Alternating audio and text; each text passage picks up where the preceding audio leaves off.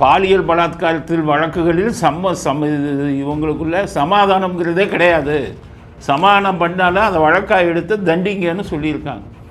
அது உச்ச நீதிமன்ற தீர்ப்பு ஒரு வருஷத்துக்கு முன்னாடி கொடுத்தாங்க. சீமானின் வக்கீல்கள் அதை கண்டுக்கவே இல்லை. அவன் பெயிண்ட் எழுத்துட்டு போய் இந்தி அழிக்கிறேன்னு இங்கிலீஷ் எழுத்துக்களை போய் அழிக்கிறான். இதை விட கேவலம். உன்னை போய் திமுக காரன்னு சொல்லி காரி துப்புவாங்க. அந்த வீடியோ இந்தியா பூரா போயிருக்கும். காரி ஏன்னா இந்தி அழிக்கிறதுனா இந்தியா பூரா போகும். அவன் சொல்லுவான், என்னடா இந்திக்கும் இங்கிலீஷுக்கும் வித்தியாசம் தெரியாத ஒருத்தர் திமுக காரனாக இருக்கான்.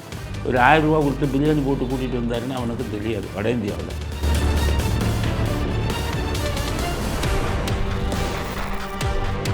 என்னமோ ஈவே ராமசாமி இல்லைன்னா யாருமே படிச்சிருக்க முடியாது, யாருமே வேலைக்கு போயிருக்க முடியாது, யாருமே பதவியில் இருந்திருக்க முடியாது. நீ முட்டாள்தனமாக ஒரு மாயையை ஏற்படுத்தி வச்சுருக்காங்க தமிழ்நாட்டில். அது ஒரு ஒரு சிவகுமார் வந்து வைக்க பார்க்குறாரா? சிவகுமாருக்கு நான் பல கேள்விகளை வச்சுருக்கேன், பதில் சொல்லுங்கள். எப்படி நீங்கள் இந்த கருத்தை சொல்லலாம்?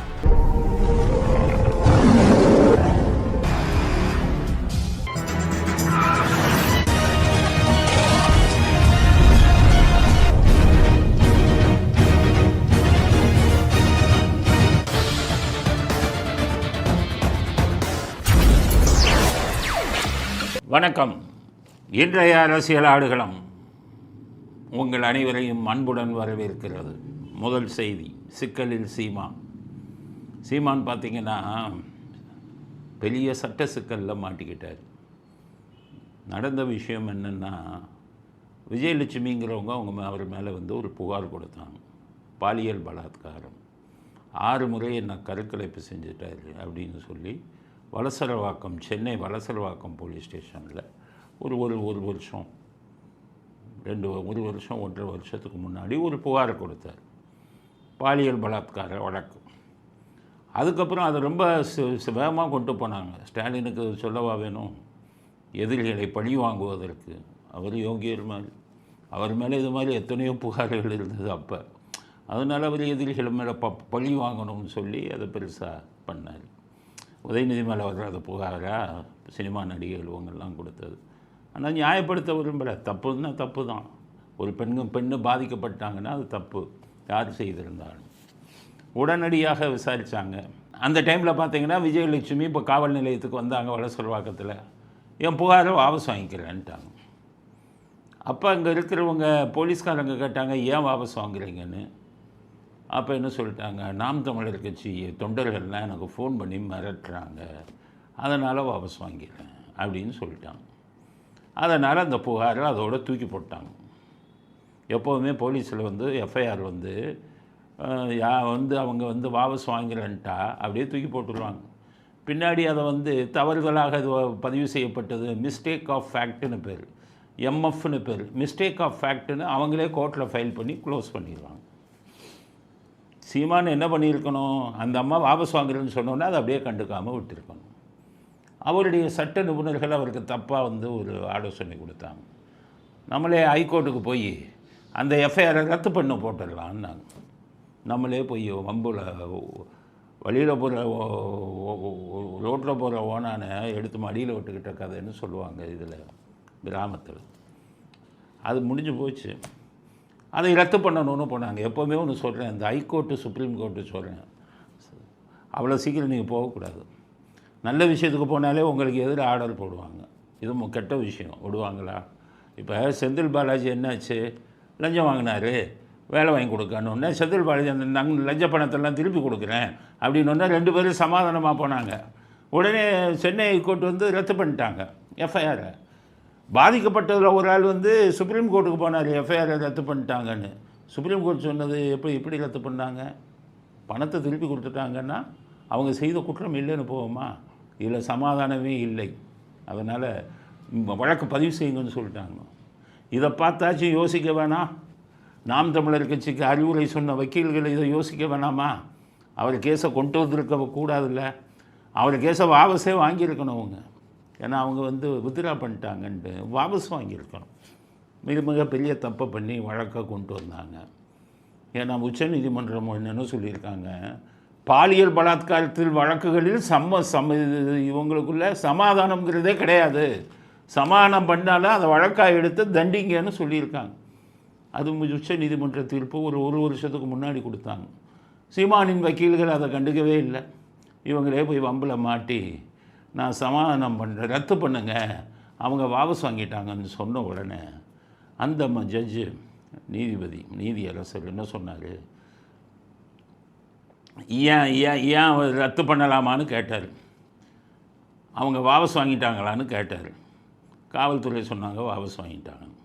வாபஸெல்லாம் கிடையாது, பாலியல் பலாத்கார வழக்கு, உடனடியாக திரும்ப விசாரிங்கன்ட்டான். இப்போ என்ன ஆயிடுச்சு, இவங்களே அந்த வழக்கை திரும்ப கொண்டு வர்றதுக்கு காரணமாக அமைஞ்சிட்டாங்க.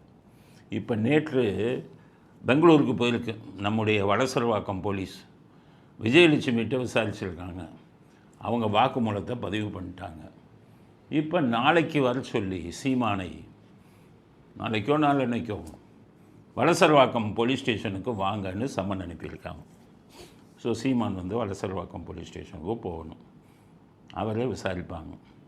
விசாரித்ததுக்கப்புறம் ஏற்கனவே போட்ட எஃப்ஐஆரை மறுபடியும் தொடர்வதற்கு வாய்ப்பு இருக்குது. குற்றப்பத்திரிகை தாக்கல் செய்வதற்கும் வாய்ப்பு இருக்குது.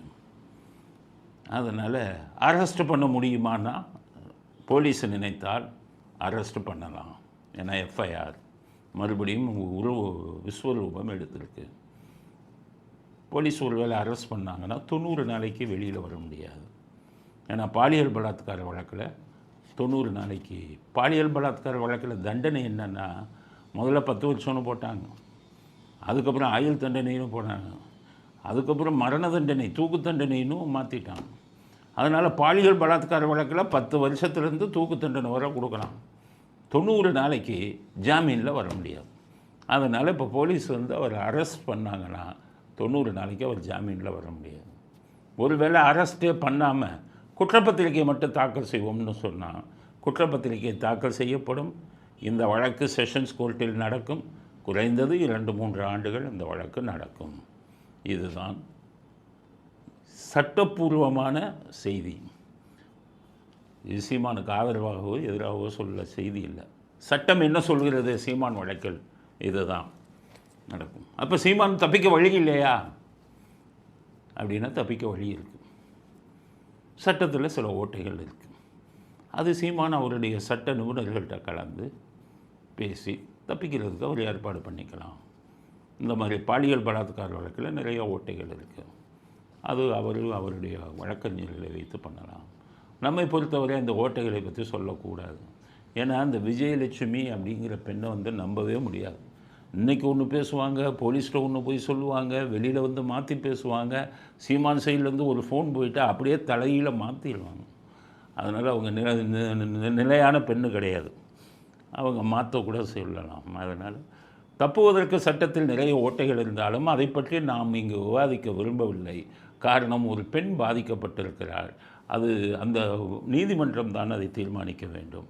அவர்களுக்கு அவங்க சட்ட நிபுணர்களை கலந்து அவர் பண்ணிக்கலாம் அப்படிங்கிறது சீமானை பற்றின சீமான் வழக்கை பற்றின முதல் கருத்து.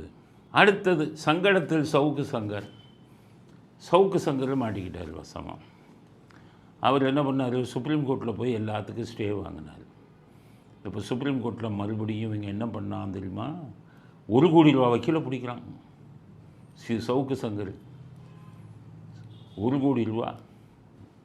காவேரி பிரச்சனைக்கு 1 கோடி ரூபா வக்கீலை பிடிக்க மாட்டான். தமிழ்நாட்டை பாதிக்கிற பிரச்சனைக்கு 1 கோடி ரூபாவில் பிடிக்க மாட்டான். செந்தில் பாலாஜிக்கு பிடிப்பான், பொன்முடிக்கு பிடிப்பான். இப்போ சவுக்கு சங்கருக்கு 1 கோடி ரூபா வாங்குகிற, ஒரு நாளைக்கு 1 கோடி ரூபா வாங்குகிற வழக்கறிஞரை பிடிச்சிட்டாங்க. பிடிச்சோன்னா அவர் வாதாடினார். அதில் என்ன சொல்கிறாங்க, அரசியல் தலைவரை விமர்சிக்கிறாங்க. அரசியல் தலைவரை விமர்சிக்காமல் எல்லாமே அயோக்கியத்தனம் பண்ணிங்கன்னா உங்களை விமர்சிக்காமல் என்ன பண்ணுவாங்க? நீதிபதிகளை விமர்சித்தாராம் அவர். அரசியல் தலைவர்களை விமர்சித்தார், நீதிபதிகளை விமர்சித்து அதுக்கப்புறமா வீடியோ போடுறாரு. வீடியோ போடாமல் வீட்டில் படுத்து தூங்குவாங்களா? நீங்கள் பண்ணுற அயோக்கியத்தனத்தில் வீடியோ போட்டால் தானே மக்களுக்கு தெரியும். ஆனால் அவர் என்ன பண்ணார், வீடியோலாம் ஒழுங்காக போட்டுக்கிட்டு அப்படியே இருந்திருக்கலாம். சவுக்கு சங்கரை பொறுத்தவரை அவர் மேலே வழக்கு போடும்போது அவர் பக்கம் ரொம்ப ஸ்ட்ராங்காக இருந்தது. அவர் ஒன்றும் பண்ண முடியாது அப்படிங்கிற நிலைமையில் இருந்தது. எல்லாம் பெண் போலீஸை போட்டேன்னு போட்டாங்க. பெண் போலீஸை இது பண்ணேன்னு இதாக பேசினார், அசிங்கமாக பேசினார், கஞ்சாவை பிடிச்சாங்க, இதெல்லாம் பண்ணாங்க. இப்போ சுப்ரீம் கோர்ட் என்ன சொல்லிட்டாங்க, எல்லா வழக்கையும் இந்த வழக்கெல்லாம் ரத்து செய்யணும்னு அவர் போட்டார் சவுக்கு சங்கர். அதுக்கு தான் 1 கோடி வக்கீலை கூட்டிகிட்டு வந்தது முடியாதுன்னாங்க. ஸோ உச்ச நீதிமன்றம் என்ன சொல்லிடுச்சுன்னா, எல்லா வழக்கையும் விசாரிங்க, கோயம்புத்தூரில் வச்சு விசாரிங்க அப்படின்னு சொல்லி ஆர்டர் போட்டாங்க. இப்போ மிக மிக வெகு சீக்கிரமாக கோயம்புத்தூரில் முடிச்சிடுவாங்க. ஏன்னு கேட்டிங்கன்னா சுப்ரீம் கோர்ட் ஆர்டர், கண்ணை மூடிக்கிட்டு டெய்லி கூட வைப்பாங்க விசாரணை. இதில் என்ன விசாரணை என்னன்னு கேட்டிங்கன்னா, சவுக்கு சங்கர் பக்கம் ரொம்ப ஸ்ட்ராங்காக இருந்தது. ஆனால் அவர் காவல்துறையில் பிடிபட்ட உடனே இதுக்குன்னு ஒரு ஆள் வச்சுருக்காங்க, வருண்குமார். அந்த ஆள் ஃபோனை பறித்து ஃபோனு உள்ளே இருந்ததெல்லாம் எடுத்து, ஃபோன் உள்ள சவுக்கு சங்கர் நிறைய விஷயங்களை வச்சுருந்தார், வீடியோ, அதெல்லாம் பிடிச்சிட்டாங்க. அவர் தனக்குத்தானே சூனியம் வச்சுக்கிட்டார். அந்த வீடியோக்கள் தான் இப்போ அவருக்கு எதிராக இருக்குது. கஞ்சாவை பிடிச்சோம் அப்படின்னு சொல்லி வழக்கு, இவர் வீடியோவை தான் கஞ்சா குடிக்கிற மாதிரி ஒரு வீடியோவை அவர் ஃபோனில் வச்சுருக்காரு. அப்போ இந்த வீடியோ அந்த வழக்கில் மிக முக்கியமான ஆதாரமாக கருதப்படும். அப்போ பிரச்சனை. அதுக்கடுத்தது சில வீடியோக்கள்லாம் ஆபாச வீடியோக்கள், இவர் சம்மந்தப்பட்ட ஆபாச வீடியோக்கள்லாம் உள்ளே வச்சுருக்காருங்கிறது வந்த செய்தி. ஒரு சில வீடியோன்ட்ட காமிச்சாங்க நெருங்கிய இதில் இருக்கிறவங்க. அதனால் இதெல்லாம் வச்சு பார்க்கும்போது அவர் வழக்குகள் அவருக்கு தண்டனை கிடைப்பதற்கு வாய்ப்பு அதிகம் இருக்குது. ஏன்னா கேரக்டர் ஆஃப் த அக்யூஸ்டுன்னு சட்டத்தில் ஒன்று உண்டு. அதாவது ஒருத்தர் மேலே குற்றச்சாட்டு வச்சுருந்தாங்கன்னா, அவரை கோர்ட்டு கொண்டு போனாங்கன்னா, அது போலீஸ் தரப்பில் என்ன பண்ணுவாங்க, இவர் மோசமானவர், இவருடைய கேரக்டர் மோசம் அப்படின்னு அதுக்கு ஆதாரம் கொடுத்தாங்கன்னா, ஜட்ஜு பார்த்துட்டு இவ்வளோ மோசமானால அப்போ இந்த வழக்கில் தண்டிச்சிடுவோம். சுப்ரீம் கோர்ட்டு என்ன சொல்கிறாங்க, ஒரு வழக்கை நீ விசாரிக்கும் போது அக்யூஸ்டோட கேரக்டரை பாரு, கேரக்டர் மோசமாக இருந்தால் இந்த தப்பையும் பண்ணியிருப்பான்னு முடிவுக்கு வந்துருங்கிறாங்க. அந்த கேரக்டர் ஆஃப் த அக்யூஸ்டுக்கு இவர்கிட்ட இருந்து பறிமுதல் செய்யப்பட்ட வீடியோக்களை எல்லாம் உபயோகித்தால், இவருக்கு எதிராக உபயோகித்தால், இவருக்கு 2-3 வழக்குகளில் தண்டனை கிடைப்பது உறுதியாகிடும். இந்த பெண் போலீஸ் வழக்குலையும் கஞ்சா வச்ச வழக்குலையும் தண்டனை கிடைப்பது உறுதியாகிவிடும். அதனால் விஷல் ப்ளோயர்னு பேர் இவங்களுக்கெல்லாம் ஆங்கிலத்தில். அதாவது சமுதாயத்தில் நடக்கும் தவறுகளை விசாரித்து வெளியில் சொல்லக்கூடியவர்கள். இவங்கெல்லாம் நாட்டுக்கு தேவை. இவங்க பல விஷயங்களை உண்மையை வெளியில் கொண்டு வருவாங்க. ஆனால் அந்த விஷல் ப்ளோயர் ரொம்ப கேர்ஃபுல்லாக இருக்கணும், தான் யோகியனாக இருக்கணும், யார்கிட்டையும் பணம் வாங்கக்கூடாது, லஞ்சம் வாங்கக்கூடாது. அப்படி பண்ணிங்கன்னா எல்லோரும் ஒன்றா சேர்ந்து கவுத்திடுவாங்க. அதுதான் இப்போ சவுக்கு சங்கருக்கு ஏற்பட்டது.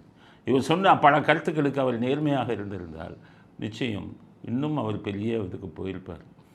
மக்கள்கிட்ட நிறைய மக்கள் பார்க்குற மாதிரி அவர் ரீச் ஆகியிருப்பார்.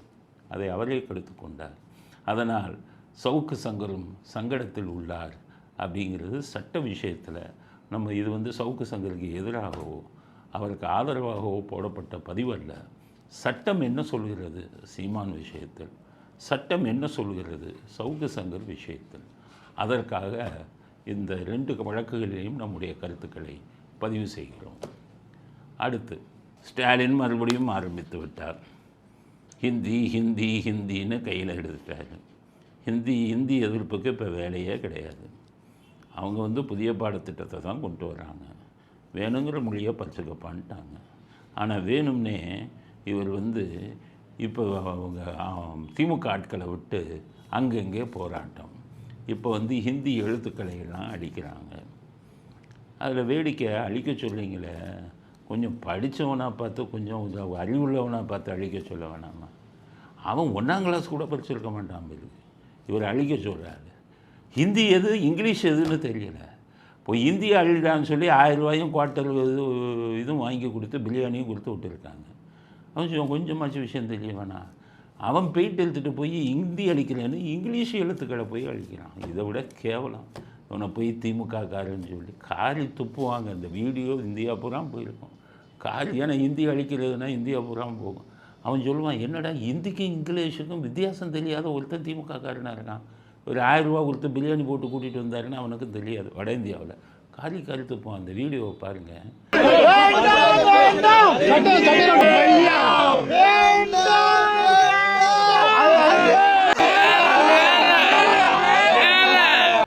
ஹிந்தி அழிக்கிறேன்ட்டு இங்கிலீஷ் அழிக்கிறாங்க. வீடியோவை பாருங்கள். அது எவ்வளவு கேவலமான விஷயம் பார்த்தீங்களா? இந்த கேவலமான வேலையை தான் ஸ்டாலின் பண்ணிக்கிட்டு இருக்காரு. மறுபடியும் ஆயுதத்தை இருக்கிறார். இந்தியை விடமாட்டோம். இந்தியை எவன் கொண்டாந்து உங்ககிட்ட திணிச்சுக்கிட்டு இருக்கான்? விடமாட்டோம். எதுக்குன்னா 26 எலெக்ஷனில் 2026 அவங்க கட்சி 1965 இந்தின்னு வச்சு ஜெயிச்சதில்லை. அது மாதிரி இப்போ ஜெயிச்சிடலான்னு தப்பு கணக்கு போடுறாரு. இப்போ இந்தி எழுத்தை அழிக்க சொல்கிறாரு. எத்தனையோ வட இந்திய தொழிலாளர்கள்லாம் இங்கே வந்துட்டான். அவனால் தான் வண்டி ஓடுது. நம்ம தொழிலாளர்கள்லாம் டாஸ்மாகுக்கு அடிமையாகிட்டான்.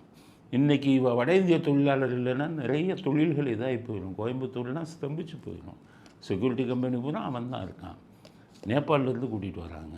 ஸோ இந்த வட இந்திய தொழிலாளர்கள் இங்கே வரான்னா அவன் பார்த்து தெரிஞ்சுக்கிற வேணாமாயா போர்டில். இப்போ சென்னையோட நிலைமை அப்படி ஆயிடுச்சுல்ல. 1965 தமிழ்நாட்டுக்காரனை தவிர யாரும் இல்லை. அப்போ இந்த இப்போ போர்டை பார்த்து அவன் தெரியணும்ல. ஹிந்தி இப்போ ரயில்வே ஸ்டேஷனில் போய் அழிக்கிறாங்க. அவன் ட்ரெயினில் தான் அடங்குறான். எந்த இதுன்னு தெரிய வேணாமா? அவனுக்கு தமிழ் தெரியாது. இந்த வேலை பார்க்குறவனுக்கு ஆங்கிலமும் தெரியாது. கொஞ்சமாச்சும் ஒரு பகுத்தறிவுங்கிறது உங்களுக்கு இருக்கா?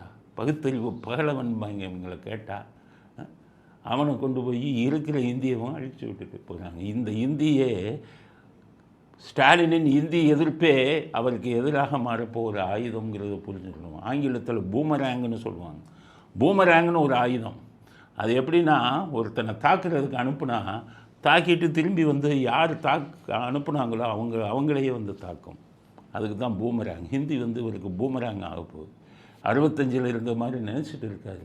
இங்கே ஹிந்தி பேசுபவர்கள் அவங்களுக்கும் ஓட்டு இப்போ இங்கேயே வந்துருச்சு.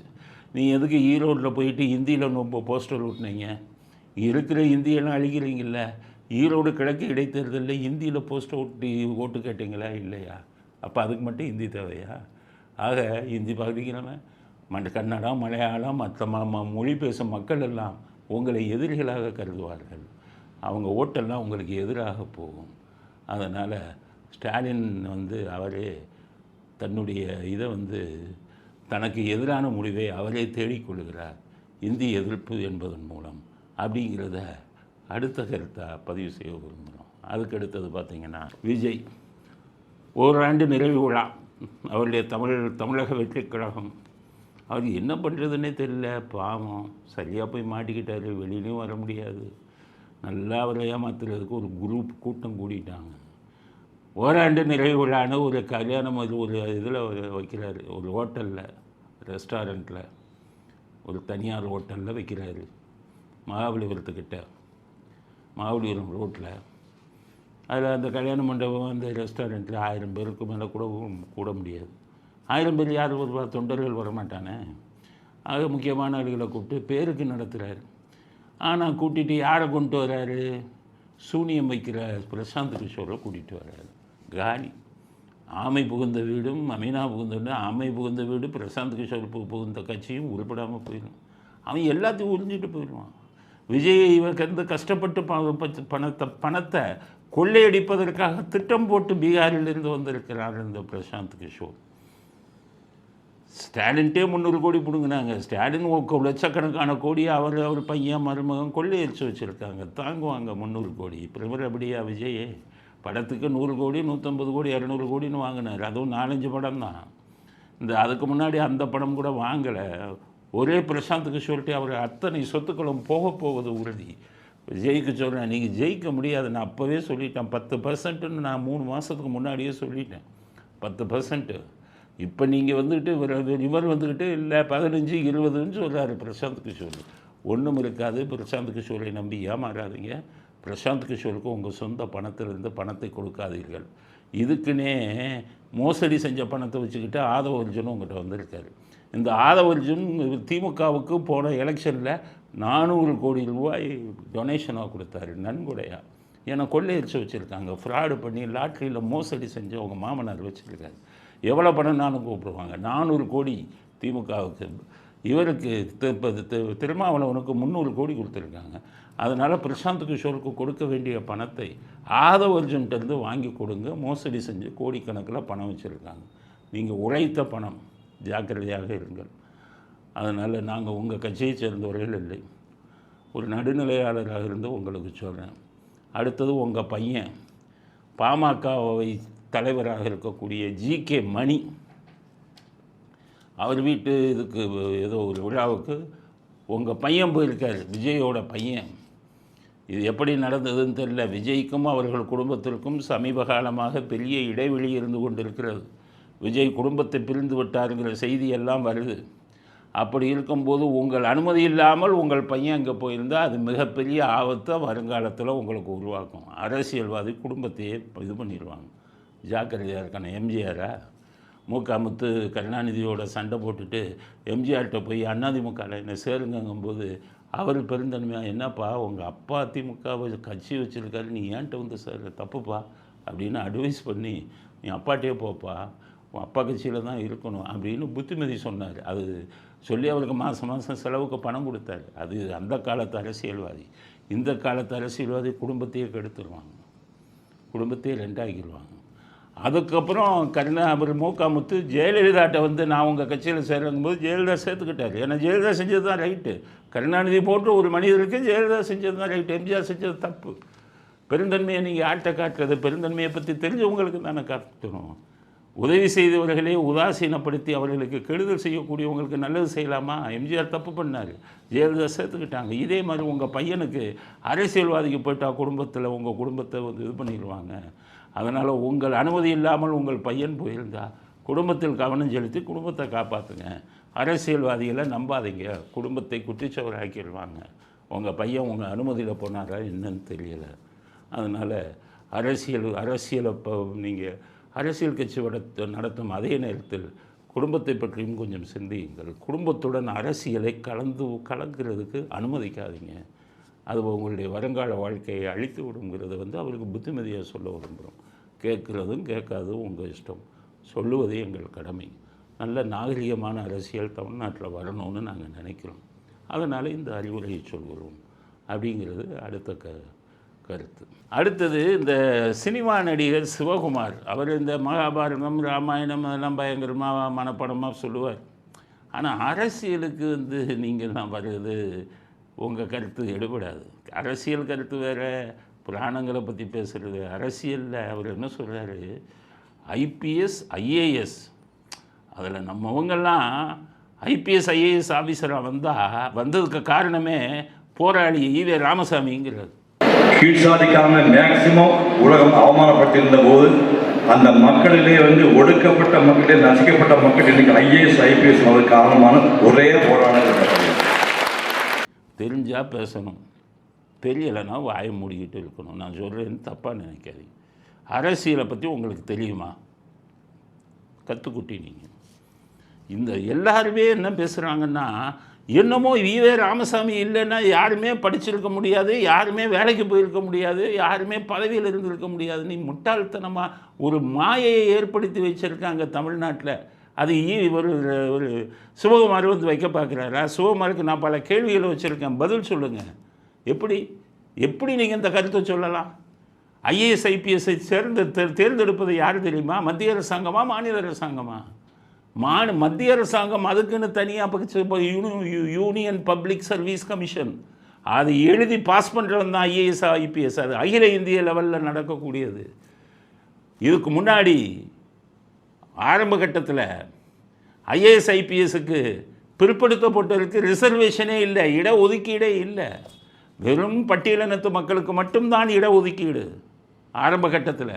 அந்த பட்டியலினத்து மக்களுக்கு இடஒதுக்கீடு கொடுக்க வேண்டும், ஐஏஎஸ் ஐபிஎஸ் உள்பட மத்திய அரசு பணிகள் எல்லாத்தையும் கொடுக்கணும்னு இந்திய அரசியல் சட்டத்தில் எழுதுனது அம்பேத்கரா ஈவே ராமசாமியா? எப்படி சிவகுமார் போன்றவங்கெல்லாம் எப்படி நீங்கள் ஒரு இதை சொல்கிறீங்க?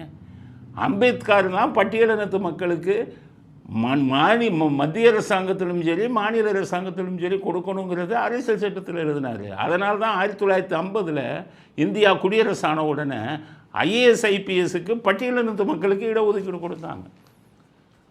அப்போ அம்பேத்கர் தான் அதுக்கு காரணம். பட்டியலினத்து மக்கள் வந்ததுக்கு, ஐஏஎஸ் ஐபிஎஸ்ஸாக வந்ததுக்கு அம்பேத்கர் தான் காரணம். அதுக்கப்புறம் பார்த்திங்கன்னா 1979 வட இந்தியாவில் போராட்டம் பண்ணாங்க. மத்திய அரசாங்க பணிகளில் பிற்படுத்தப்பட்டவர்களுக்கு வந்து கொடுக்கணும் அப்படின்னு சொல்லி மிகப்பெரிய போராட்டம் வந்தது. அப்போ மொரார்ஜி தேசாய் தான் என்ன பண்ணார், பிற்படுத்தப்பட்டவருக்கும் மத்திய அரசாங்கத்து பணிகளில் கொடுக்கணுமா அப்படிங்கிறதுக்காக மண்டல்ங்கிற நீதி ஓய்வு பெற்ற நீதிபதி தலைமையில் மண்டல் கமிஷன் போட்டது மொரார்ஜி தேசாய் பிரதமராக இருந்த மொரார்ஜி தேசாய். அதுக்கப்புறம் மொரார்ஜி தேசாய் தன்னுடைய பரிந்துரைகளை கொடுத்ததுக்கப்புறம் 89 விபி சிங்கிறவர் வந்த உடனே அதை அமுல்படுத்துங்கன்னு சொன்னார். இங்கே எங்கே வந்து ஈவே ராமசாமி வந்தார், எங்கே வந்து கருணாநிதி வந்தார்? 27% இடஒதுக்கீடு 89 இவர் வந்து கொடுத்தது. விபி சிங் 89-90களில் அவர் கொடுத்தார். அவராக கொடுக்கல, மொரார்ஜி தேசாய் போர்ட்ஸ் மண்டல் கமிஷன் பரிந்துரையை அமுல்படுத்தணும்னாரு. இவ்வளவுதான். அந்த டைம்லேயே 80களிலேயே நான் காவல்துறையில் இருக்கும்போது இந்த ரிசர்வேஷன் இல்லாத போதே பிற்படுத்த வகுப்பை சேர்ந்த பல பேர் ஐபிஎஸ்ஸாக இருந்திருக்காங்க. எந்தவித ரிசர்வேஷனும் இல்லாமல், எந்தவித இடஒதுக்கீடும் இல்லாமல். பேரை சொல்கிறேன், சாதாரண நம்ம திருநெல்வேலியை சேர்ந்தவர் ரவி ஆறுமுகம், அவரெல்லாம் ரிசர்வேஷன் இல்லாத போதே டைரெக்டாக ஐபிஎஸ் பாஸ் பண்ணுவார். பல பேர் என்கிட்ட லிஸ்ட்டே இருக்குது. அலெக்சாண்டர்லாம் பிற்படுத்தப்பட்ட சேர்ந்துருக்கலாம், ரிசர்வேஷனில் வரல. உங்கள் ஈவே ராமசாமியால் தான் அலெக்சாண்டர் ரவி ஆறுமுகம்லாம் இதாக வந்தாங்களா? சும்மா ஒன்றும் தெரியாமல் சினிமாவை பற்றி பேசாமல் பேசக்கூடாது. அப்போ ரிசர்வேஷனே கிடையாது. அதுக்கப்புறம் இப்போ 27%ங்கிறது மொரார்ஜி தேசாய் கொண்டாந்து இது பண்ணது. எங்கே பார்த்தாலும் போராளி இவர் தான் காரணம். ஐஏஎஸ் ஐபிஎஸ்ங்க என்ன, ஸ்டேட் கவர்மெண்ட்டும் என்ன, சென்ட்ரல் கவர்மெண்ட் என்ன, அவங்க என்ன பணியில் இருக்காங்கங்கிற அடிப்படை விஷயம் தெரிய வேணாமா சிவகுமாருக்கு? அரசியலை பேசாதீர்கள், தமிழ்நாட்டு குறிப்பாக தமிழ்நாட்டு அரசியலை பேசாதீர்கள். இந்த திராவிடம் அவங்க ஏமாற்றிக்கிட்டு இருக்கான். எதுக்கு எடுத்தாலும் ஈவேரான்னு அந்த முகத்திரை கிழிக்கணுங்கிறதுக்காகத்தான் நாங்கள் பல விஷயங்களை சொல்லிக்கிட்டு இருக்கோம். நீங்கள் உண்மையிலேயே காரணமாக இருந்திருந்தால் நாங்களே உங்களுக்கு மாலை போட்டு வரவேற்போம். இல்லாததையும் பொல்லாததையும். ஈவே ராமசாமி எந்த பதவியிலேயே இருந்தார்? சும்மா இதை கொடுத்துறேன், ஈவே ராமசாமி தான் எல்லாத்துக்கும் காரணங்கிறீங்க. ஈவே ராமசாமி தான் பட்டியலினத்து மக்கள் வந்து 4 எதிரிகளில் ஒருத்தர்னு சொன்னார். கிறிஸ்தவர்களையும் இஸ்லாமியர்களும் நாட்டின் எதிரிகள்னு சொன்னார். எல்லாத்துக்கும் ஆதாரம் இருக்குது. வச்சு தலையில் தூக்கி வைத்து பிடிக்காதீர்கள். சிவகுமாருக்கு கடுமையான கண்டனத்தை தெரிவித்துக் கொள்கிறேன். தெரிஞ்சால் பேசணும், தெரியாததை பற்றி பேசாதீங்க அப்படிங்கிறது தான் நடிகர் சிவகுமாருக்கு நாங்கள் பதிலாக சொல்ல விரும்புகிறோம். அடுத்தது ஸ்டாலின் புலம்பிக்கிட்டு இருக்காரு, நம்ம எல்லாத்தையும் முட்டாளாக்குறாரு. இன்னொரு விஷயம், இந்த ஹிந்தி திணிப்புன்னு சொல்லி புதிய பாடத்திட்டத்தை வந்து மறைச்சிட்டு ஹிந்தி திணிப்புன்னு ஊரை ஏமாத்துகிற மாதிரி அடுத்து ஒன்று ஏமாத்துறாரு. நம்ம எம்பி தொகுதியெல்லாம் குறைக்க போகிறாங்க. நமக்கு இப்போ 39 எம்பி தொகுதி. இதை வந்து அவர் என்ன சொல்கிறார் தெரியுமா? அதை குறைக்க போகிறாங்க, 32 ஆக்க போகிறாங்க. உடனே மீட்டிங்கெல்லாம் போடுறாரு. எல்லா கட்சி இவங்க அனைத்து கட்சி கூட்டத்தை மீட்டிங் போடுறாரு. குறைக்க போகிறாங்க 39 32. எதுக்குன்னா இது ஒரு எலெக்ஷன் இஷ்யூ. இந்த ஹிந்தி ஒரு எலெக்ஷன் இஷ்யூ மாதிரி. நம்மளாம் என்ன நினைப்போம், ஐயோ 39 எம்பி இருக்கும், 32 குறைச்சிட்டா தமிழ்நாட்டுடைய பிரதிநிதித்துவம் போயிருமே, அப்போ இது முக்கியமான விஷயம், இதுக்கு ஸ்டாலின் போடுறாரு, அவருக்கு நம்ம ஓட்டு போடணும்னு ஏமாந்துடுவோம்னு அவரும் ஒரு கூட்டணி கட்சியை சேர்ந்தவங்களும் ஊரே ஏமாற்றிக்கிட்டு இருக்காங்க. நடந்த விஷயம் என்னன்னு சொன்னேன். நமக்கு இப்போது 39 பாராளுமன்ற தொகுதிகள். இது என்ன பண்ணுவாங்கன்னு கேட்டிங்கன்னா, சுதந்திரம் அடைஞ்சதுலேருந்து 51, 1951, 1961, 1971 இந்த 3 தடவையும் சென்சஸ் 10 வருஷத்துக்கு ஒரு தடவை எடுப்பாங்க, மக்கள் கணக்கெடுப்பு தொகை. அந்த சென்சஸை பார்த்துட்டு அந்த சென்சஸுடைய மக்கள் கணக்கெடுப்புப்படி பார்லிமெண்ட்டு தொகுதியை கூட்டுவாங்க, குறைப்பாங்க. இதுதான் அப்போ இருந்து. ஆனால் 1971க்கு அப்புறம் என்ன முடிவு பண்ணாங்க? அப்போ இருந்த அரசாங்கம், இந்திரா காந்தி என்ன முடிவு பண்ணாங்க? எப்போ பார்லிமெண்ட்டு எண்ணிக்கையை, தொகுதி எண்ணிக்கையை நீ பாட்டு குறைக்கிற, அப்போ ஜனத்தொகை கம்மியாக இருக்கிறவன்னா என்ன நினைப்பான், நமக்கு வந்து ஜனத்தொகை கம்மியானதுனால பார்லிமெண்ட் எண்ணிக்கையை குறைச்சிட்டாங்க, எம்பி சீட்டை, அதனால் நல்லா பிள்ளை பத்துக்குவோன்னு அந்தந்த மாநிலத்தில் ஆரம்பிச்சிடுவான்ப்பா, ஜனத்தொகை கூட ஆரம்பிச்சிடும். அதனால் 71 சென்சஸுக்கு அப்புறம் பார்லிமெண்ட்டை கூட்டுறது குறைக்கிறது வேணான்ட்டாங்க. 71லேருந்து இன்றைக்கி இந்த வருஷம் வரை சென்சஸ், அதுக்கப்புறம் 71க்கு அப்புறம் பார்லிமெண்ட்டை சென்சஸ் வந்தாலும் எம்பி எண்ணிக்கையை கூட்டவும் இல்லை, குறைக்கவும் இல்லை. ஏன்னா குறைச்சிட்டா பிள்ளை பத்துக்கு கூட பத்துக்குவான் அப்படின்னு முடிச்சிட்டாங்க. இப்போ அடுத்த சென்சஸ் எப்போ வரணும் அப்படின்னு பார்த்தீங்கன்னா 1921 வரணும், 2021 வரணும். அப்போ இந்த கொரோனா இருந்ததுனால தள்ளி போட்டாங்க. இனிமேல் வரப்போகிற சென்சஸ் 2026 தான் வரப்போகிறது. அவங்க மத்திய அரசாங்கமே சொல்லிட்டாங்க 2026 சென்சஸ் வந்ததுக்கப்புறம் தான் பார்லிமெண்ட்டு இன்றைக்கி கூட்டுவோமா குறைப்போமா அப்படிங்கிறத முடிவு செய்வோன்னு சொல்லிட்டாங்க. ஸ்டாலின் நம்மளெல்லாம் முட்டாளாக்குறதுக்காக பார்லிமெண்ட் இன்றைக்கி கூட்டம் எம்பி எண்ணிக்கை கூட்ட போகிறான் குறைக்க போகிறான் தமிழ்நாட்டிற்கு நம்மளை ஏமாற்றி ஓட்டு வாங்கணுங்கிறதுக்காக மக்களை ஏமாற்றி கூட்டத்தை போட்டுக்கிட்டு இருக்காரு. சென்சஸ் ரிப்போர்ட்டே 26 தான் வரப்போகுது. மத்திய அரசாங்கம் சொல்லிச்சு 26 வந்தால் அதுக்கு பிறகு தான் முடிவு அப்படிங்கிறது. அதனால் ஸ்டாலின் பேச்சை கண்டு யாரும் ஏமாறாதீர்கள். எம்பி தொகுதியின் எண்ணிக்கையை 26 தேர்தலுக்கு முன்பாக நடைமுறைப்படுத்துவது அப்படிங்கிறதுவே இல்லை. இப்போ சென்சஸ் வர்றதுக்கே 2026 இறுதியாகிவிடும். அதை நீங்கள் புரிஞ்சுக்கோங்க. இதுக்கு டீலிமிட்டேஷன்னு பேர். டீலிமிட்டேஷன் ஒரு கமிஷன் போட்டிருக்காங்க. அவங்க பரிந்துரைப்படி தான் பண்ணுவாங்க. 26க்கு பின்னாடி தான் அதை பற்றி முடிவே எடுப்பாங்க. நான் என்ன சொல்கிறேன், மோடிக்கு என்ன சொல்கிறேன், மோடிக்கு நீங்கள் அமெரிக்காவை ஃபாலோ பண்ணுங்கள். 1913 இன்னைக்கு வரை அமெரிக்காவில் பார்லிமெண்ட் எம்பிக்களின் எண்ணிக்கையை கூட்டவும் இல்லை குறைக்கவும் இல்லை. அங்கே ஜனத்தொகை ரொம்ப கம்மியாக தான் வந்திருக்கு. 33 கோடி, அப்போல்லாம் 10-11 கோடி இருந்ததுன்னு நினைக்கிறேன். 1913 8 கோடியோ 9 கோடியோ இருந்திருக்கு அமெரிக்காவோட எண்ணிக்கை. 7 கோடியிலேருந்து 9 கோடிக்குள்ளே இருந்திருக்கு அமெரிக்கா ஜனத்தொகை.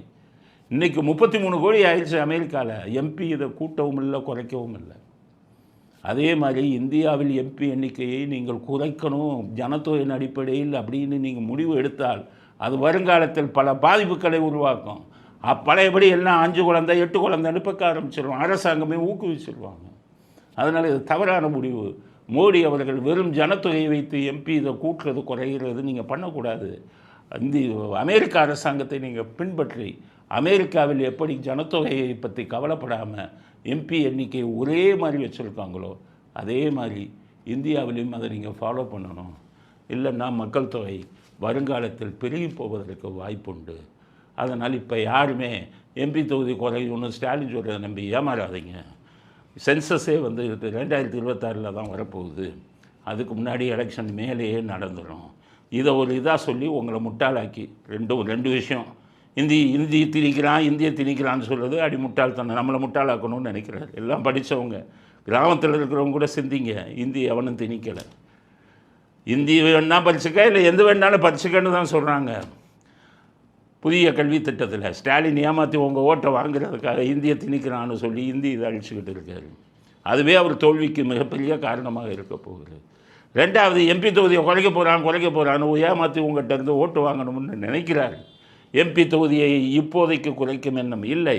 2026க்கு பிறகு சென்சஸ் ரிப்போர்ட் வந்த உடனே, மக்கள் தொகை கணக்கெடுப்பு வந்த உடனே, சென்சஸ்ன்னு சில பேருக்கு புரியாது, மக்கள் தொகை கணக்கெடுப்பு வந்த உடனே அதற்கு பிறகு தான் முடிவு எடுப்பாங்க. அதிலும் குறைப்பது என்பது அதற்கு பின்னால் மத்திய அரசாங்கம் முடிவெடுக்கும். மத்திய அரசாங்கத்துக்கு இப்போவே சொல்லிடுறேன், இருப்பது அப்படியே இருக்க வேண்டும் அப்படிங்கிறது தான் சரியான அணுகுமுறையாக இருக்கும் அப்படிங்கிற கருத்தையும் இறுதி கருத்தாக பதிவு செய்ய விரும்புகிறோம். இத்துடன் இன்றைய அரசியல் ஆடுகளம் நிறைவு பெறுகிறது. மீண்டும் நாளை புதிய செய்திகளுடன் உங்களை சந்திக்கிறோம். நன்றி, வணக்கம், ஜெயந்த்.